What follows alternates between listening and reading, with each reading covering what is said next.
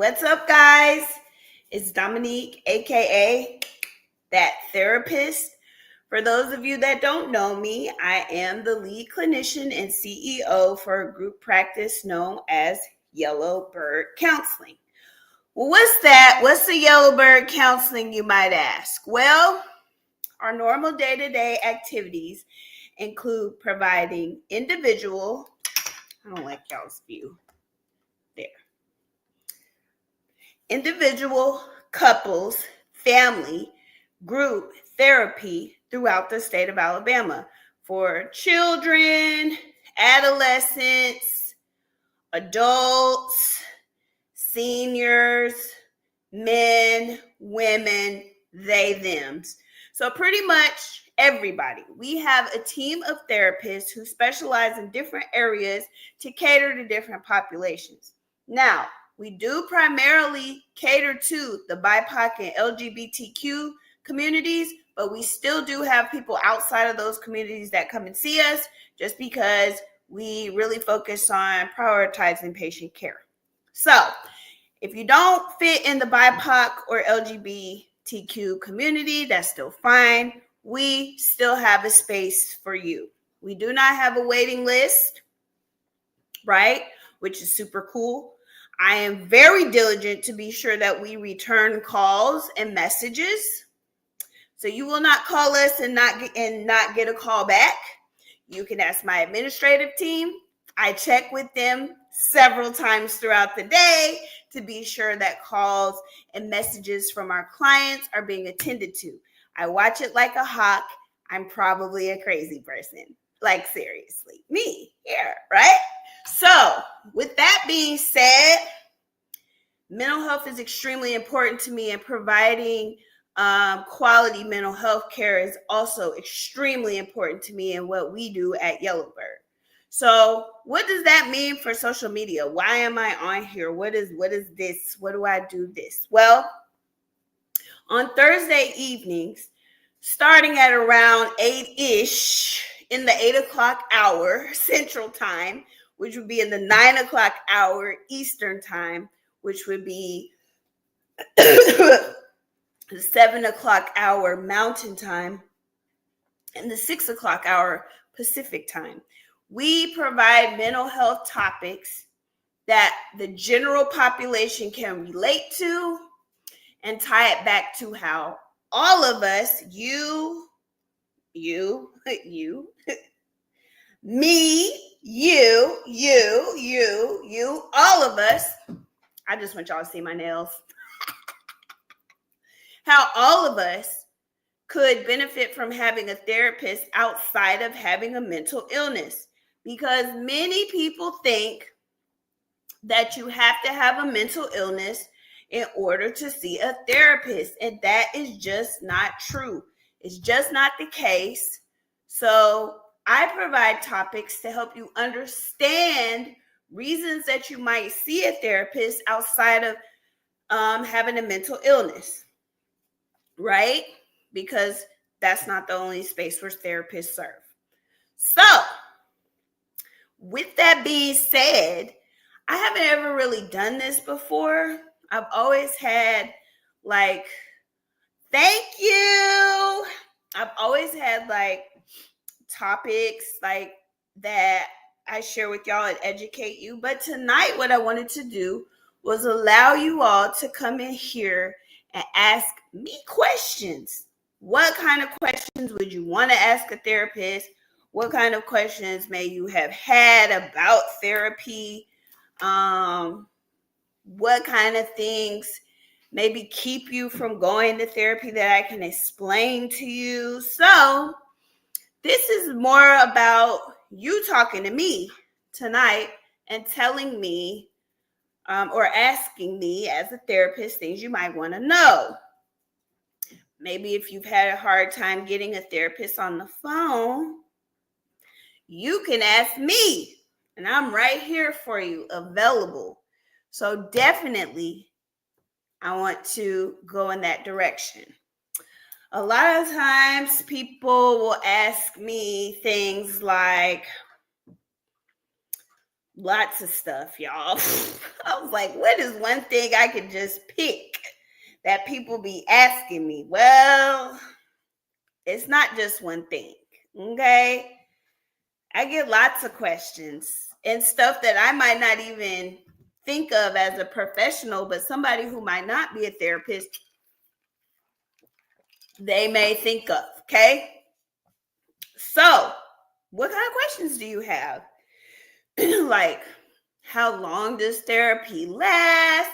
How long do you got to go to therapy for a certain thing? If I'm dealing with this, do I need to go to therapy? Or I know somebody dealing with this. What would a therapist do? How much does therapy cost? Does insurance pay for therapy? I'm just giving y'all some things, some examples. Will going to a therapist make me feel worse? Lots of stuff. What's this one? Oh, is the chat sub only? Shit. Sorry, y'all. Hold on. Damn, I always forget to turn that off. So sorry. Hold on. Let me turn that off. Is it? Give me a second. I'm turning off the sub only.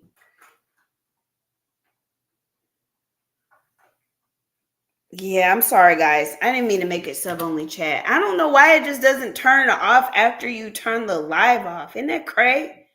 All right, it's not on sub only. So can y'all please let everybody know it's not on sub only anymore? Who is this? Okay. It's no longer on sub only. Okay. So please share the live out. Thank you. Yes, share the live with your friends, family member, coworkers, mutuals, because they may have questions too. Okay. They may have questions too. We want to be sure that we're answering people's questions. Well, it's okay. That's all right. You don't got it. It's all right. Just, TikTok is really running on 3 legs now because you can't even download it. So that means when the update comes out, we're not even going to be able to update it. So I don't even know how long the app's really going to be working. So really and truly, I don't even care about subscriptions anymore. Because when TikTok went down for them 18 hours, I was like, oh no, this app is flimsy now. TikTok is flimsy now, y'all. So I'm going to put my eggs in more US-based companies. Just going to do that. But we still do love the TikTok shop. We love the TikTok shop. All right. So what kind of questions do y'all have? Now that it's no longer on sub only, what kind of questions do you have?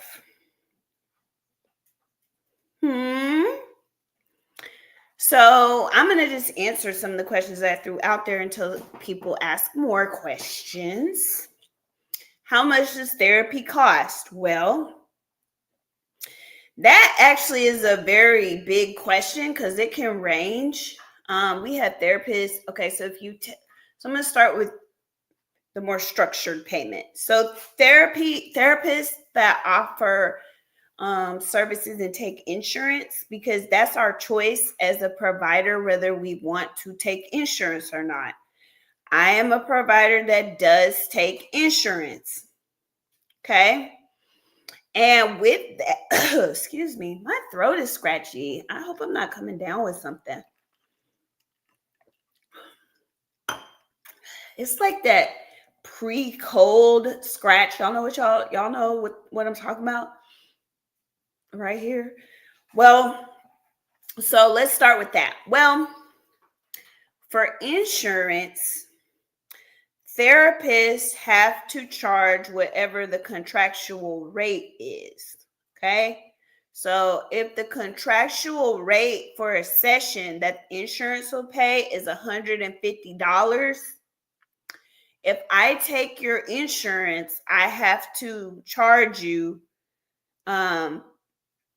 charge the session $150. Well, how much of that does the client pay? That varies. You might have a co-payment, so that might mean that insurance pays $130 of it, and the client responsibility is $20 per session. That's a copay. Or if you have like a deductible, you're going to have to pay that $150 yourself until the deductible is met. So if you let's say that you have a $300 deductible. That means that your first 2 sessions are going to be $150 because 150 plus 150 equals 300. After you've paid that 300 out of your own pocket, then your insurance will kick in and pay whatever your contract says it will pay. So if it says, okay, you have a $300 deductible that you got to pay before insurance starts to pay. So then after you pay that $300, you might only have to pay $20 and insurance pays the other $130. Okay? Y'all kind of see how that works? Or let's say you have something called a co-insurance. Well, what is that? A co-insurance is a percentage that you would have to pay. So just for easy, let's say again, we got the $150. Let's say insurance covers 50%. So that means that they pay $75 and your co-insurance is 50%. That means you pay $75. And I'm just using this because it's an easy number, but usually a co-insurance is like 10% or 20%. But just to make it easier for you to understand, I'm using like half, or if I'm using a dollar amount, using whole numbers. Thank y'all so much for the gifts. I appreciate you. Thank you. I appreciate the gift. So, yeah. So there's a copay, there's a co-insurance, there's a deductible. Now, if you're a lucky one that has a great insurance plan, your insurance may cover 100% of the cost and you don't have to pay anything. That's how most people think that their insurance works, but it doesn't. In fact, very few people have insurance that covers 100% of the cost of whatever medical service they're receiving, or in this case, 100% of the cost of your therapy session. I don't see that a lot. I see it some, but usually many of our clients that have insurance, they have to pay something. Usually at least a copay. So something that I like to do to help our client population, because I know many healthcare providers don't do it, is in December around open enrollment, I'll send all of our clients a message like, hey, just a heads up. So like 2024 in December, begin in the middle of December, I'm like, okay, go on ahead, call that customer service number on the back of your insurance card. Ask them, what is my patient responsibility for mental health therapy? What is my patient responsibility? At that point, the customer service person will let you know if you have a deductible that you have to meet, if you have a co-insurance, which would be a percentage amount of the session that you have to pay, or a co-pay, which is a dollar amount of what you would have to pay for the session. Does that make sense? It took me a minute to gather all that, but since I've been taking insurance for almost 10 years now, that's crazy. I've been taking insurance for almost 10 years now. So I know a little bit about insurance, health insurance, right? And how it works. And some of the jargon that they use that might confuse somebody who's either not a provider or not a provider that's had to be as attuned to insurance as I've had to be. Do y'all have any questions about insurance? Insurance paying for therapy.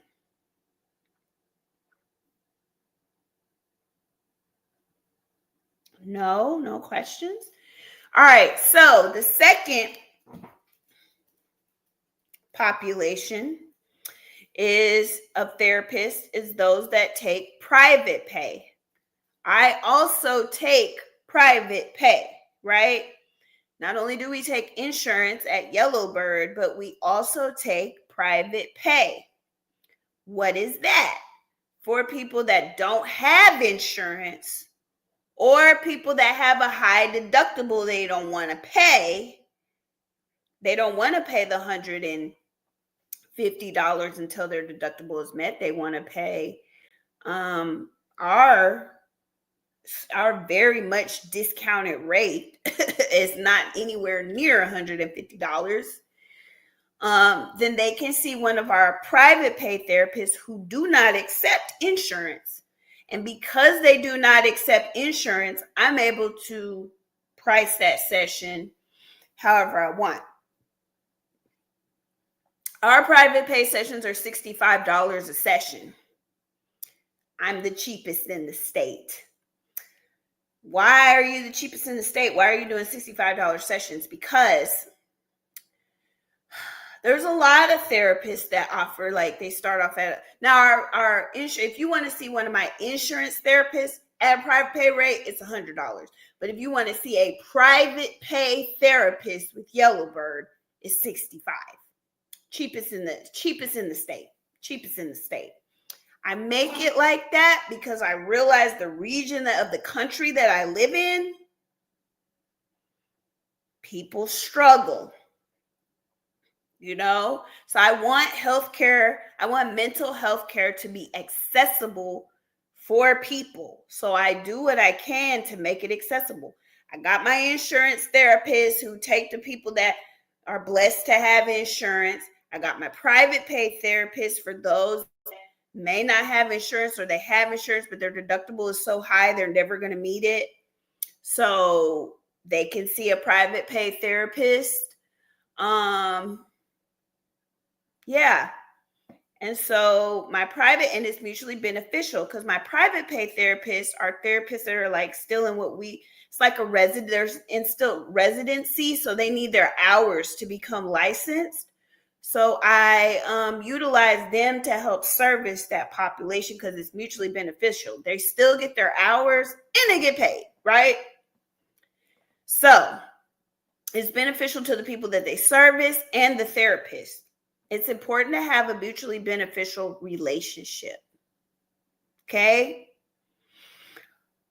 So some therapists offer a sliding scale where they say, okay, based on like if you make $50,000 to $70,000 a year, then your therapy session is this much. If you make $20,000 to $40,000 a year, your therapy session is this much.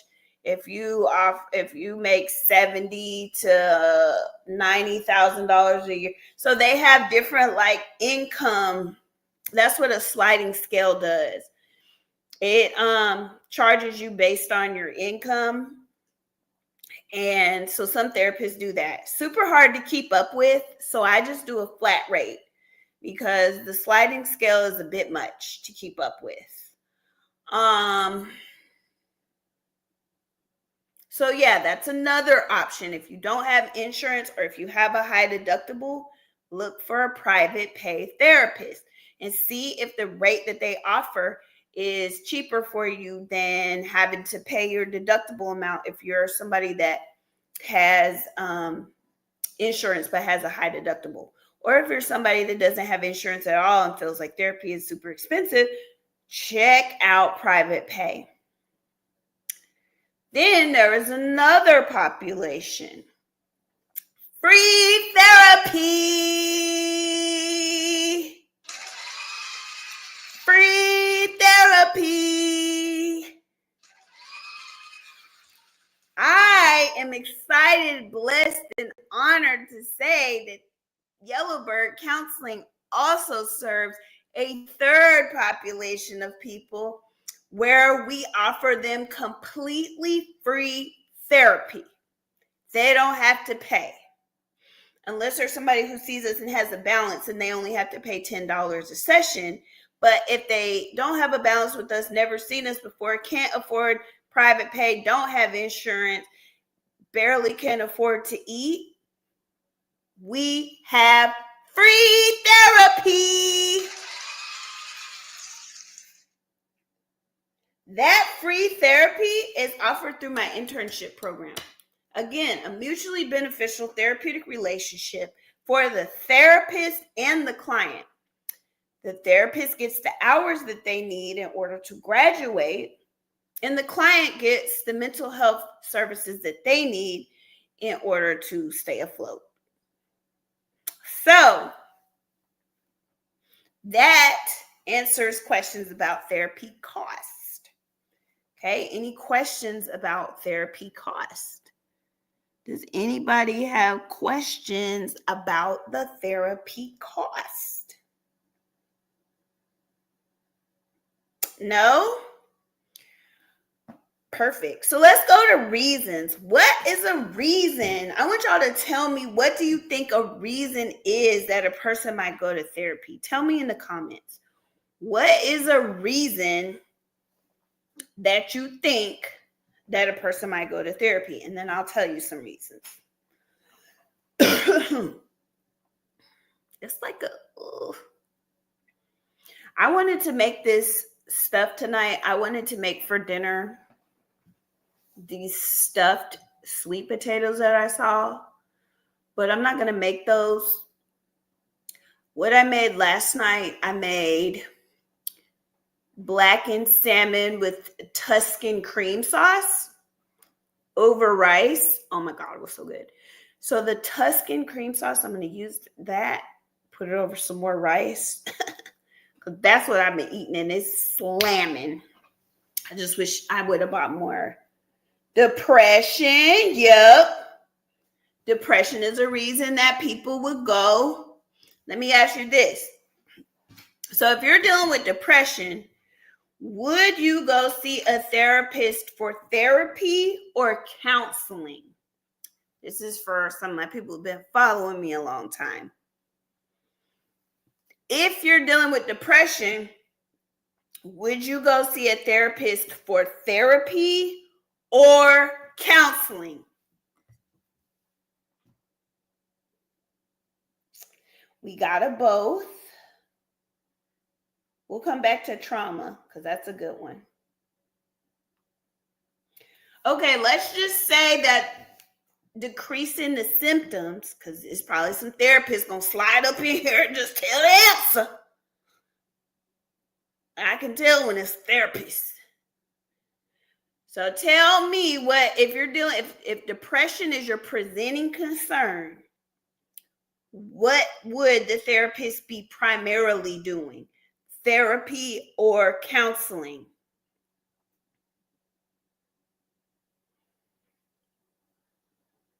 I'm going to give you a hint. One is for dealing with diagnosis, and one is for dealing with like setting goals and behavior management changes. So if you're dealing with depression, would you be coming to see me primarily for therapy or primarily for counseling?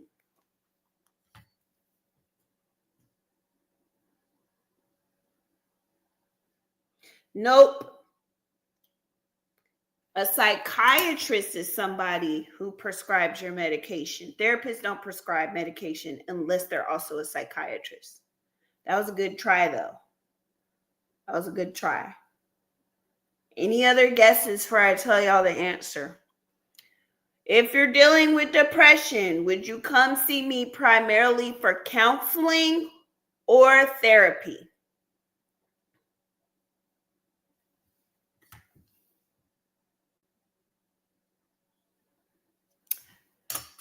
Therapy. If you are dealing with depression and your presenting concern is symptoms of depression, you will come see me for therapy. Hopefully, we can stabilize your symptoms of depression to where we can move to counseling and help you establish lifestyle goals to make for yourself. But initially, we're going to be doing therapy. Okay? What if you are dealing with job loss? If you're seeing a therapist because you're learning how to navigate job loss, would you be coming to see me primarily for therapy or counseling? If you're dealing with job loss, or we'll just say like a loss of a loved one. If you're dealing with the loss of a loved one, would you be coming to see me primarily for therapy or counseling? Counseling, correct. Counseling is a little bit more, it's shorter, it could be shorter term, okay? A shorter term service to deal with things that are like life changes, okay? That may be hard to manage. Someone said trauma. Trauma, it could be both, but primarily that would also be therapy as well, because you would want to see a trauma-informed therapist to administer a trauma-based therapy for you, okay?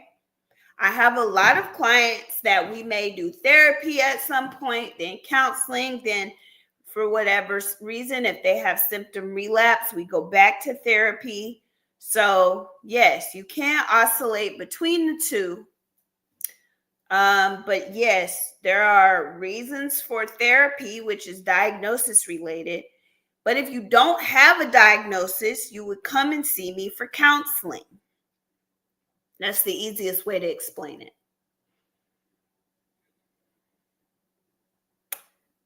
What other kind of questions? Usually those are the biggest two. What would a person come see me for, and how much does therapy cost? Those are usually the biggest two questions. What other questions, as we're kind of talking through things, might y'all have? Do you have any other questions?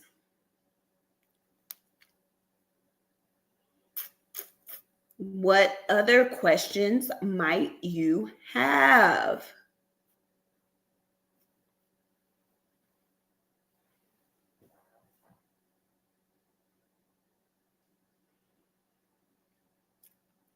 I'm looking everywhere. Or y'all don't know what to ask, or y'all scared to ask me. Don't be scared. I don't bite. I feel like I'm a pretty approachable person. I personally think I'm pretty approachable. Could be wrong. I might not be. If I'm not, tell me that I'm not so I can make changes. Okay.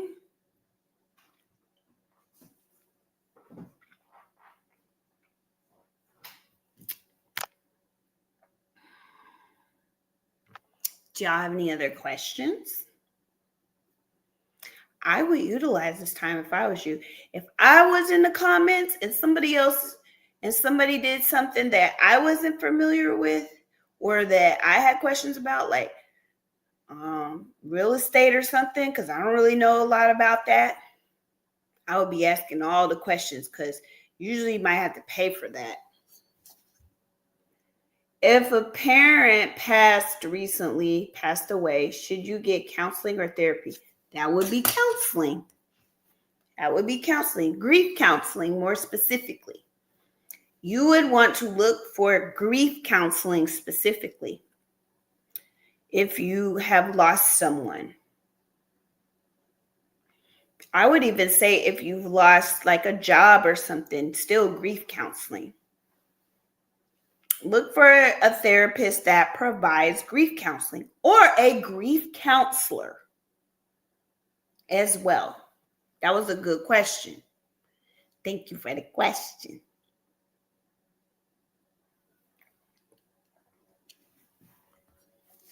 Let's see. Is there any other questions?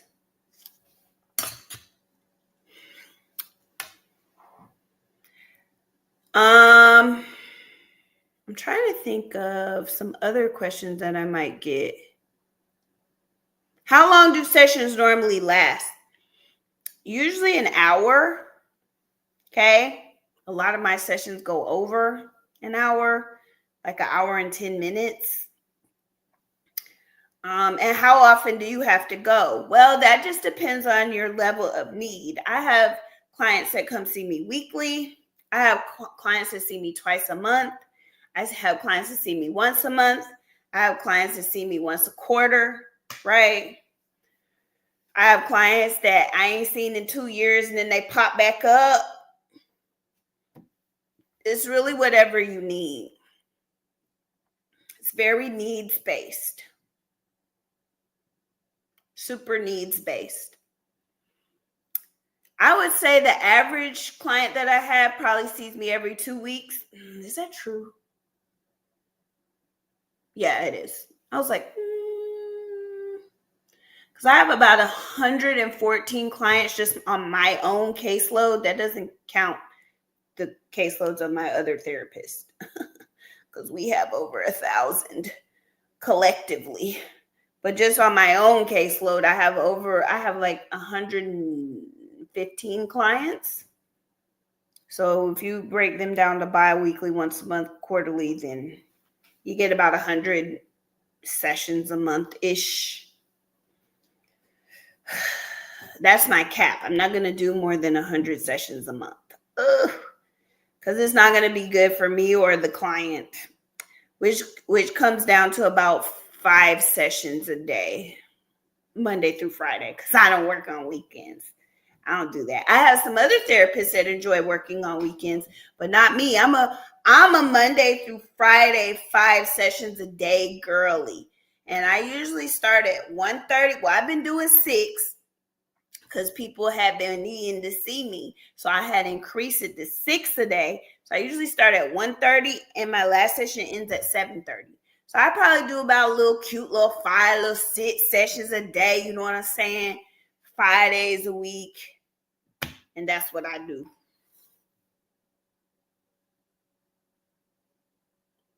So difference between counseling and a counselor. So counseling, like I said, works on establishing goals for lifestyle change. Why is it doing that? I don't know why it's blocking that. So counseling is the process of, establishing goals for lifestyle change. And the counselor is the person who administers it. But there are some counselors who are not therapists, like Christian counselors. They're not therapists. They may not have the formal training to be a therapist, but they, work in a setting where you don't need formal training and you're considered a counselor. Okay. So you see that in church settings.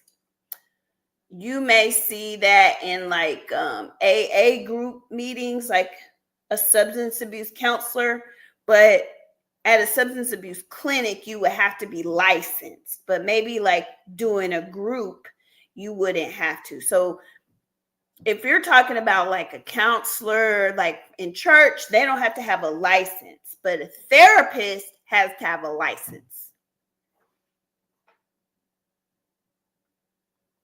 Also, if you don't have a license, you can't take insurance. Does that help? So you have to have the formalized schooling and take the board exams and licensure. It's a board exam and a licensure exam, just like medical doctors, just like nurses.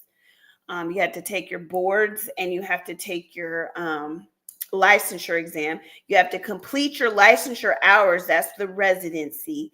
And then you can receive your license. Your independent license is what we call it, where you can practice on your own without supervision and take insurance. That's what I do. I'm actually a therapist supervisor. So what that required is not only for me to pass my boards, my licensure exam, I had to also complete 5 years of licensed clinical work. And then after that, I had to take a supervisory exam.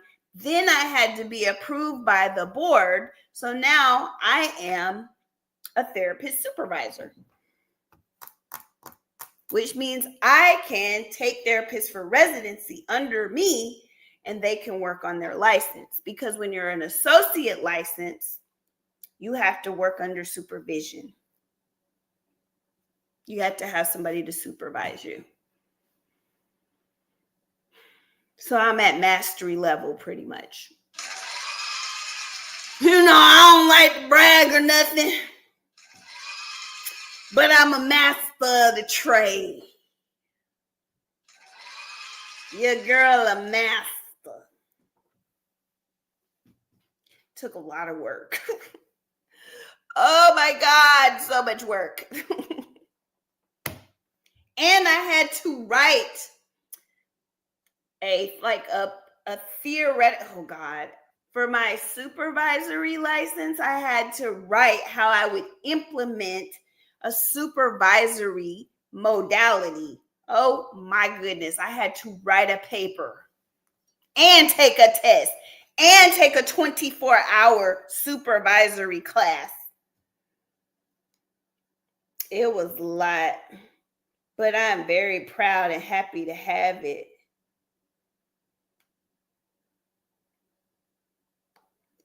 Super proud, super happy. Now I'm ready for my next endeavor, which is becoming a psychiatrist. Okay? So that means I'll be able to do therapy and prescribe medication. With a psychiatry, that's a medical doctor still, but they specialize in psychiatry.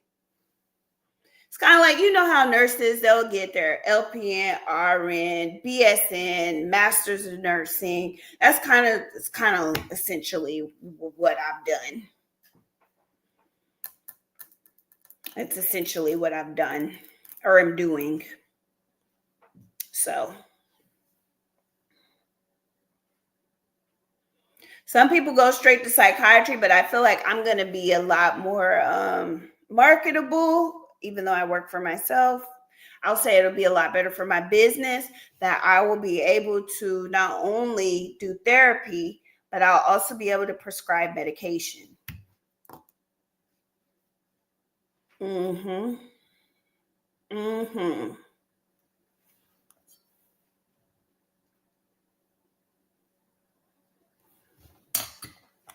Yeah.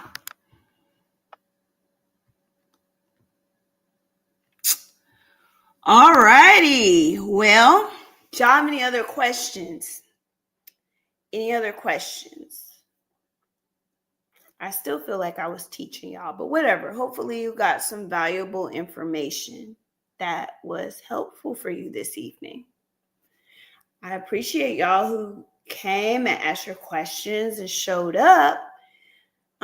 Give me a follow if you don't already follow me, so you'll know when I go live again next week with another topic. Okay?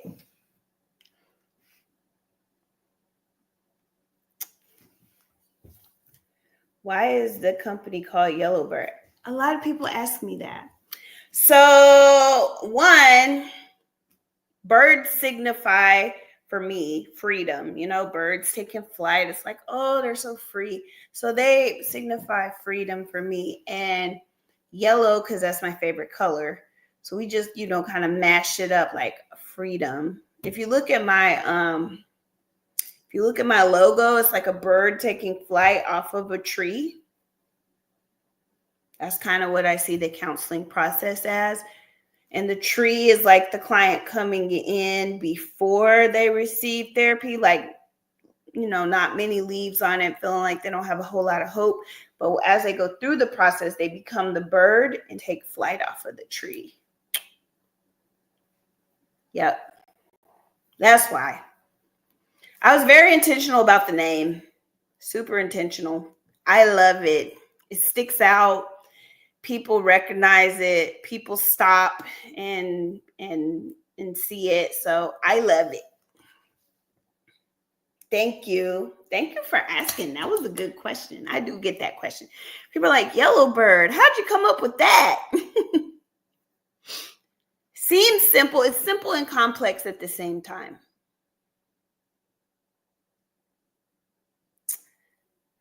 All right, y'all. Well, I'm going to go ahead, get out of here because it has been an extremely long week. I'm going to rest, do some self-care. Thank you. Thank you so much. But I'll definitely talk to y'all soon. Bye.